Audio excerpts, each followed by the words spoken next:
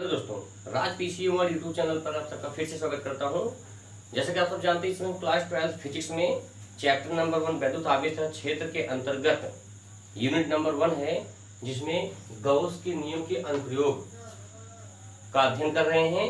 जिसके तहत हमने इसके पहले गोलीय चालक खोखले गोलीय कोष के कारण वैद्युत क्षेत्र की तीव्रता का निगमन किया था गॉस के प्रमेय का अनुप्रयोग करते हुए, जिसके कोष के बाहर, कोष के सतह पर और कोष के भीतर तीनों पॉइंट हमने जो है निगमन किया था सूत्र का।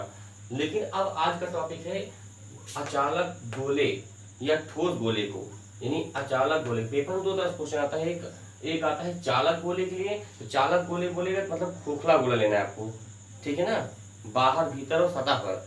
लेकिन अचालक गोला बोलेगा तो मतलब ठोस गोला रहेगा और सतह को उसके नहीं, मतलब उसके भीतर जो पूरी तरह से आवेश वितरित हो जाएगा जब उसको आवेश देंगे तो। और गोली खोखले गोले में क्या होता था, आवेश केवल उसकी सतह यानी पृष्ठ पर आता था, ऊपरी सतह पर, ठीक है। लेकिन जब अचालक गोला बोलेगा तो उसके पूरे संपूर्ण आयतन में यानी भीतर तक फैल जाएगा आवेश।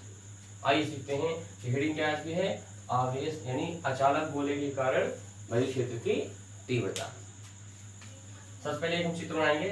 पहले एक अचालक गोला लेते हैं। क्या लेते हैं? एक अचालक गोला लेते हैं यहाँ से, इस प्रकार से, ठीक है। एक अचालक गोला है, आप मान लीजिए।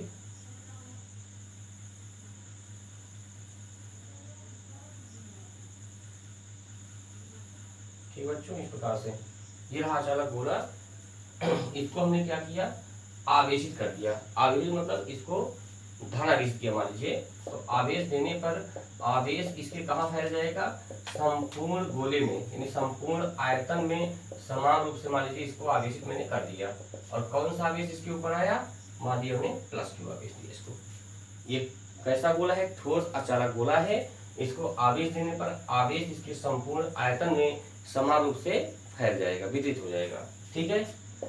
अब इसका हम लोग केंद्र मान लेते हैं बेटा, यहाँ पर सेंटर O मान लेते हैं यहाँ से। इस अचालक गोले की त्रिज्या अर्थात रेडियस कैपिटल R मान लेते हैं यहाँ से, ठीक है। क्या मान लेते हैं, रेडियस कैपिटल R मान लेते हैं। अब एग्जाम में क्वेश्चन कैसे आता है कि रहेगा अचालक गोले के कारण वैद्युत क्षेत्र की तीव्रता, तो कभी गोले के बाहर भी मतलब इसके कारण कितना तीव्रता उत्पन्न होगी, इस आवेश का जो आवेश दिया गया इसको भाई चूंकि आवेशित किया है आपने, तो आवेश अपने चारों तरफ क्या जनरेट करता है, क्या उत्पन्न करता है, वैद्युत क्षेत्र उत्पन्न करता है। तो उसे हमको वैद्युत क्षेत्र की तीव्रता का मान ज्ञात करना है कि इसके बाहर कितना होगा, इसकी सतह पर कितना होगा और इसके भीतर कितना होगा। तो आइए सबसे पहले देखते हैं एक दो करके। नंबर 1 देखते हैं गोले के बाहर, गोले के यानी अचालक गोले के बाहर, ठीक है ना। अचालक गोले कहाँ पर, बाहर पहले देखेंगे, उसके बाद पृष्ठ पर, फिर भीतर देखेंगे। मान लीजिए इसके लिए हमने बाहर एक मतलब इस गोले के बाहर एक बिंदु क्या मान लीजिए, यहाँ से हम लोग एक बिंदु क्या मान लेते हैं, यहाँ से P मान लेते हैं। क्या मान लेते हैं, PQ, जो भी आपकी मानने की मर्जी है मान लो यहाँ से। तो इस बिंदु पर हमको ये जो P बिंदु माना जाता है बेटा, ये बिंदु P जो होता है, इस आवेश जो आवेशित किया गया इस गोले को समान रूप से, उस आवेश का वैद्युत क्षेत्र जो उत्पन्न होता है उसके भीतर ही होता है वो बिंदु। ध्यान देना है, तीव्रता की भीतर होना कि तीव्रता बाहर होगा, ठीक है। आप जानते हैं गॉस के नियम का प्रयोग लागू करना है यहाँ पर, गॉस का नियम। तो इसके चारों तरफ एक इस बिंदु P पर गॉसियन पृष्ठ की कल्पना करनी पड़ेगी हमको, क्योंकि गॉसियन पृष्ठ यानी गॉस का नियम केवल बंद पृष्ठ पर लागू होता है। इस प्रकार से आप लोग क्या कर सकते हैं, एक बंद गॉसियन सरफेस पृष्ठ की जो है यहाँ पर कल्पना कर सकते हैं आराम से। आइए ध्यान देना एक बात, हम इस बिंदु P की डिस्टेंस यहाँ से लेकर यहाँ तक कितना मान लेते हैं, स्मॉल r मान लेते हैं। जो गोलीय अचालक है उसको हमने बड़ा R मान रखा त्रिज्या। ध्यान देना, त्रिज्या और दूरी में अंतर थोड़ा दिखना चाहिए। ये R त्रिज्या का है और इससे केंद्र से कितनी दूरी पर, स्मॉल r दूरी पर एक बिंदु P है जो इस आवेश के वैद्युत क्षेत्र के भीतर ही स्थित है, ठीक है। अब हमें पता है कि यहाँ पर वैद्युत क्षेत्र की तीव्रता निकालनी है, तो आसानी के साथ क्या करेंगे हम लोग, एक अल्पांश मानेंगे। यहाँ से क्या करेंगे, संपूर्ण गोलेकार पहले निकालेंगे नहीं, पहले हम क्या करेंगे, अल्पांश मान चलते हैं। यहाँ से मान लेते हैं कि एक अल्पांश यहाँ पर है, एक अल्पांश मान लेते हैं। क्या मान लेते हैं, एक अल्पांश मानते हैं इस जगह पर, ठीक है। जहां पर इसका क्षेत्रफल कितना मान लेते हैं हम लोग, अगर इस पूरे गोले का क्षेत्रफल कितना है पूरे का, ये जो गॉसियन पृष्ठ माना यहाँ से, ये कौन सा चीज है, गॉसियन पृष्ठ है, गॉसियन पृष्ठ रहा है, ठीक है ना। इस गॉसियन पृष्ठ के जो यहाँ पे अल्पांश माना जाएगा, इसका क्षेत्रफल अगर हम पूरे क्षेत्रफल a मानेंगे तो इसका इतना क्षेत्रफल कितना होगा, केवल dA होगा। कितना होगा बेटा, dA हो जाएगा यहाँ से, जो कि एक सदिश राशि होती है जिसकी दिशा डिक्लेयर होती है, और इसकी दिशा किधर होगी बेटा, बाहर की ओर, अर्थात गोले के बाहर की ओर डिस्ट होता है। क्यों, मैंने आपको पहले ही बता दिया है कि किसी भी गोले का यदि किसी सरफेस के तल के लंबवत बाहर की ओर वायु क्षेत्र जो क्षेत्रफल होता है उसकी दिशा होती है। और सेम डायरेक्शन देखिए, क्योंकि प्लस क्यू आवेश दिया आपने, तो प्लस क्यू आवेश कारण जो वायु क्षेत्र उत्पन्न होगा उसकी दिशा भी किधर होगी, बाहर की ही तरफ होगी। वायु क्षेत्र दिशा कहाँ होगी, बाहर की तरफ होगी। तो वायु क्षेत्र दिशा जो है वो भी बाहर की तरफ है, और DA जो है वो भी बाहर की तरफ है। तो दोनों एक ही दिशा में जा रहे हैं, और दोनों बीच का एंगल अर्थात कोण कितना बना बेटा, यहाँ पर 0 डिग्री क्रिएट हो जाएगा। यहाँ से कितने डिग्री पर, दोनों 0 डिग्री पर है, ठीक है। तो चलिए शुरू करते हैं हम लोग। अब देखेंगे यहाँ से सर्वप्रथम अल्पांश, इसको आप माना ना लिख लेना भाई, कि जो है माना एक अचालक ठोस गोला जिसकी त्रिज्या r है, बड़ा R है, ठीक है ना। इसके केंद्र O से r दूरी पर एक बिंदु P है।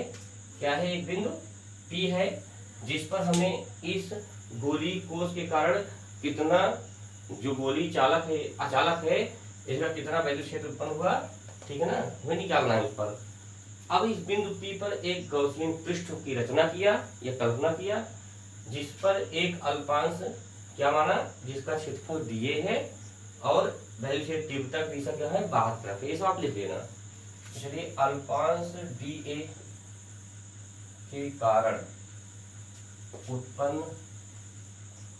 वैद्युत क्षेत्र, तो अब देखिए, वैद्युत फ्लक्स, क्योंकि फ्लक्स की परिभाषा क्या होती है, किसी पृष्ठ या किसी तल के लंबवत गुजरने वाली कुल वैद्युत बल रेखाओं की संख्या को क्या कहते हैं, वैद्युत फ्लक्स कहा जाता है उसका, ठीक है ना। तो वैद्युत फ्लक्स मतलब यहाँ DA है, तो यहाँ पे d फाई चलेगा, आप ध्यान देना। अगर अल्पांश मिलेंगे तो आप d फाई लेंगे, लेकिन पूरे गोले को लेंगे तो फाई ई आएगा वहां पर। तो अल्पांश का कितना फ्लक्स होगा, d फाई ई। अब आपको मैंने बताया था अल्पांश मतलब फ्लक्स का सूत्र क्या होता है, तीव्रता, जितनी तीव्रता उत्पन्न हो रही हो और उसका क्षेत्रफल कितना है, DA। इस प्रकार से आप लोग दोनों बीच में अदिश गुणा का चिन्ह लगा देते हैं। तो फ्लक्स का फॉर्मूला क्या होता है, E × DA। अब इसको वेक्टर फॉर्म हटाकर यहाँ पे परिमाण लिख दीजिए इसका, तो आएगा d फाई ई बराबर, इसका वेक्टर हटा तो E आ गया, यहाँ पर DA। लेकिन आप ध्यान दीजिए cos थीटा, क्योंकि दोनों क्षैतिज दिशा में, क्षैतिज के साथ cos थीटा लेते हैं और ऊर्ध्वाधर में sin थीटा लेते हैं, ठीक है ना। दोनों बीच का कोण क्या है, 0 डिग्री है। तो यहाँ पे मैं थीटा बराबर क्या रखो, 0 डिग्री रखो, ठीक है। आइए रखते हैं। तो यहाँ पे क्या हो जाएगा, d फाई ई बराबर, बढ़िया से d फाई ई बराबर E × DA cos 0 degree, theta का मान 0 डिग्री, क्योंकि दोनों इसके DA और E के बीच में कोई कोण नहीं है, 0 डिग्री है यहाँ से। तो d फाई ई आपने कितना प्राप्त कर लिया, E × DA cos 0 का मान 1, ठीक। अब देखते हैं, अब चूंकि दोनों पक्षों को हमको देखो, हमको अल्पांश का नहीं, संपूर्ण इस अचालक गोले का कितना उत्पन्न हुआ, तो संपूर्ण भाग के जब निकालना दोनों पक्षों का समाकलन करना पड़ता है। लिखेंगे संपूर्ण अचालक गोले के कारण P पर उत्पन्न वैद्युत क्षेत्र, वैद्युत फ्लक्स। तो यहाँ क्या लिखेंगे, के लिए क्या करना पड़ता है, दोनों पक्षों का समाकलन, दोनों पक्षों को क्या कर दो, समाकलन करें। आइए समाकलन करते हैं। तो d फाई ई, इसका समाकलन कर दो, बराबर इधर लिखा गया है E × d फाई DA है, तो इसका हम लोग क्या करते हैं, समाकलन करेंगे। इसका सिंबल आप समझते हैं ना, गोले का मतलब ये गोलाकार भाग है। अगर यहाँ बेलनाकार दृश्य होता तो यहाँ बेलनाकार दृश्य इस समाकलन चिन्ह के ऊपर बनाते हैं हम लोग यहाँ से, ठीक है। तो अब देखिए, हम लोग d से फाई समाकलन कैंसिल हो जाएगा, यहाँ क्या बचेगा, फाई ई, अर्थात फाई मतलब संपूर्ण गोले के कारण आ गया, यहाँ पे डी हट के ना यहाँ से संपूर्ण गोले के कारण आ गया, यहाँ से कितना फ्लक्स उत्पन्न होगा, बराबर क्या हो जाएगा ई बाहर कर लीजिए, यहाँ से समाकलन किसका होगा, क्षेत्रफल का डी के साथ, तो यहाँ पे समाकलन क्या हो जाएगा डी इंटू ए। ओके, क्योंकि ये चीज आपको ध्यान होना चाहिए कि किसी गोले का वक्र पृष्ठीय क्षेत्रफल, ए का मतलब क्षेत्रफल होता है, तो गोले का वक्र पृष्ठ क्षेत्रफल था समाकलन आप क्या होता है डी ए बराबर कितना होता है 4 पाई आर स्क्वायर, ये सूत्र आपने पढ़ा होगा। ठीक है, तो यहाँ पे आप क्या रखेंगे, इसलिए फाई ई बराबर ई इंटू इसका पूरे माना, तो इसमें इतने पूरा कितना माना है 4 पाई आर का स्क्वायर। क्लियर, चलिए यहाँ से लिख देते हैं थोड़ा सा, ठीक है, इस तरह से मैं सबको। अब यहाँ से आप तीव्रता निकाल सकते हैं, बिंदु पी पर क्या निकाल, वैल्यू क्षेत्र की तीव्रता निकाल सकते हैं, क्या लिखेंगे। अब चूंकि अब इसके आगे यहाँ देखिए आप लोग, अब यहाँ पर क्या कर लीजिए, गॉस की प्रमेय से, गॉस की प्रमेय से, गॉस प्रमेय क्या कहती है, फाई ई बराबर क्यू अपान एप्सिलॉन नॉट रखो, यानी जहाँ पे फाई ई लिखा गया है उसके स्थान पे क्यू अपान एप्सिलॉन नॉट रख दीजिए, यहाँ पर रखो। इसमें क्या क्या करेंगे, अब देखिए क्यू बाई एप्सिलॉन नॉट बराबर क्या लिखा, क्यू बाई एप्सिलॉन नॉट बराबर क्या हो जाएगा, यहाँ से E into 4 pi R square. Clear, अब यहाँ से तीव्रता निकाल दिया आसानी के साथ, क्या हो जाएगा, तो वैद्युत क्षेत्र की तीव्रता अर्थात ई बराबर, यहाँ से ई बराबर निकल गया, तो क्या लिखा क्यू बाई, इसको नीचे ले लें यहाँ से 4 pi epsilon naught into R square. ठीक है, आप पक्षांतर करो ना, ई को छोड़ के इधर ये नीचे आ जाएगी, इसके इधर पक्षांतर करने पर, ठीक है ना। किंतु ध्यान देना, अब यहाँ पे हो गया, इसको समीकरण क्या मान लिया आप लोग, एक मान लेते हैं, यहाँ से इसको समीकरण एक मान लेते हैं। इसमें देखो आप लोग ध्यान से, क्यू का मान निकाल लो आप लोग, देखो किंतु गोले के लिए आयतन, याद है आपको आवेश घनत्व, तो यहाँ आयतन आवेश घनत्व रो बराबर क्या होता है क्यू अपान वी, याद है रो बराबर क्या होता है क्यू अपान वी, आयतन आवेश घनत्व। तो आप क्या करेंगे, इससे क्यू का मान निकालना, क्यू प्राप्त कर दो, तो क्यू का मान कितना आ जाएगा रो इंटू वी।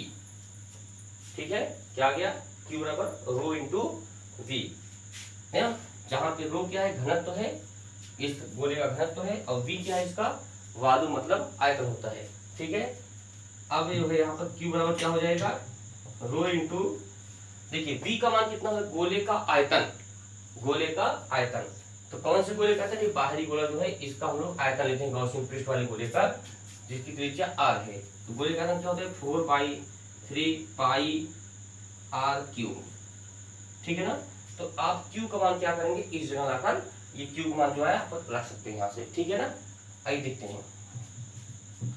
अब देखो समीकरण 1 में क्यू का मान रखें, यहीं से आपका फाइनल इसका आंसर आ जाएगा। देखो यहाँ से तो क्या आ जाएगा, यहाँ से ई बराबर, देखिए समीकरण यही तो है, ई बराबर क्यू के स्थान क्या रख दीजिए, ये पूरा वैल्यू रख दीजिए यहाँ लाकर, क्या आ जाएगा rho into 4 pi 3 pi R cube.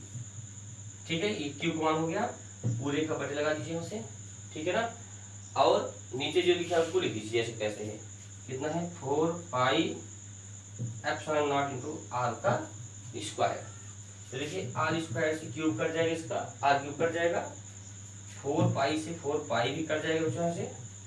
ठीक है, फाइनली आपका जो आंसर आएगा यहाँ से वैल्यू से तीव्रता यानी बाहरी पृष्ठ के लिए ई बराबर कितना आ गया, देखो यहाँ से कितना आ जाएगा, यहाँ पे आपका आर बचा है और यहाँ पे 3 बचा है, देखो यहाँ से तो हो जाएगा रो गुणे आर बटे, देखो रो गुणे आर बटे 3 एप्सिलॉन नॉट। क्लियर, बाकी सब कट गया है, तो यही इतना न्यूटन प्रति कूलम, ये आपका तीव्रता आ गई। देखो यहाँ से ये वैल्यू से तीव्रता आ गई, कहाँ पर, किसी अचालक गोले के बाहरी कोष पर, यानी बाहर तरफ, गोली को यानी गोली अचालक जो होता है, अचालक ठोस जो है उसके बाहरी बिंदु पर वैद्युत क्षेत्र की तीव्रता E बराबर rho into R upon 3 epsilon naught, ठीक है ना, ये होती है। तो इसका नियमन आप लोग पेपर में अगर आता है तो आप आसानी से इसको कर सकते हो, ठीक है ना। तो ठीक है, आप इसको स्क्रीनशॉट ले लीजिए पूरी तरह से। उम्मीद करते हैं आपको पूरी तरह से क्लास समझ में आई है। फिर से एक बार रिवाइज कर देते, देखिए अचालक गोले के कारण वैद्युत क्षेत्र की तीव्रता निकालना हो, क्या करेंगे आप सबसे पहले अचालक गोला बनाएंगे ठोस, ठीक है ना, ठोस अचालक गोला होता है। अगर इसको आप आवेश देंगे तो इसका आवेश जो है संपूर्ण रूप से इसके संपूर्ण आयतन में फैल जाएगा, इसीलिए मैंने यहाँ पे आयतन सूत्र लगाया, देखिए आप लोग यहाँ पर, ठीक है। तो इसके बाहरी बिंदु जब पूछेगा 3 क्वेश्चन आता है, कभी बाहरी बिंदु पर, तो कभी इसके पृष्ठ पर, तो कभी इसके भीतर कहीं पर पूछ लेता है, ठीक है। तो आप इसको ध्यान से इसको नोट कर लीजिए आप लोग समझ करके। ये देखिए आप लोग, इस अल्पांश तीव्रता बाहर जा रही है और ये जो है अल्पांश देखो यहाँ से प्लस क्यू आवेश तीव्रता दूर जा रही है, और इस अल्पांश जो है इसका जो क्षेत्रफल होगा वो बाहर तरफ होगा। दोनों के बीच में निष्कास निकाले हमने यहाँ से, फिर समाकलन कर दिया दोनों पक्षों का। अब डी का मान क्या होता है 4 पाई इसको रख करके, ध्यान देना यहाँ नोट करने वाली बात है कि यहाँ पे आप क्यू का मान क्या करेंगे, क्यू का मान कहाँ से निकालेंगे, आयतन आवेश घनत्व। आवेश घनत्व में 3 प्रकार होता है, कौन कौन सा, रेखीय आवेश घनत्व, पृष्ठीय आवेश घनत्व और आयतन आवेश घनत्व। रेखीय आवेश घनत्व लगता है जब चालक में लंबाई हो, केवल तार के लिए निकालते हैं, लेकिन पटल हो यानी जिसमें लंबाई चौड़ाई हो उसके लिए क्या लगाते हैं, पृष्ठीय आवेश घनत्व, ठीक है ना। और जब गोलाकार भाग हो उसके लिए आयतन आवेश घनत्व, मतलब रो बराबर क्यू बाई वी से क्यू का मान निकाल के फटाफट यहाँ ला के रख देंगे आप, तो आपका जो है आंसर फाइनली आपका आ जाएगा यहाँ पर, ठीक। तो आप बाहरी बिंदु के लिए किसी अचालक गोले के लिए ये देखिए आपने तीव्रता का सूत्र निकाल दिया। तो थैंक यू वेरी मच बच्चों आपको वीडियो देखने के लिए। यदि आप हमारे चैनल पर नए हैं तो आप इसको सब्सक्राइब कीजिए, हमारे साथ जुड़े रहिए, क्योंकि हम लगातार 12th के वीडियोज फिजिक्स के डालते रहेंगे और हम अब जो है केमिस्ट्री का वीडियो डालने वाले हैं, ठीक है ना। सो लाइक और शेयर करते रहिए। So thank you very much.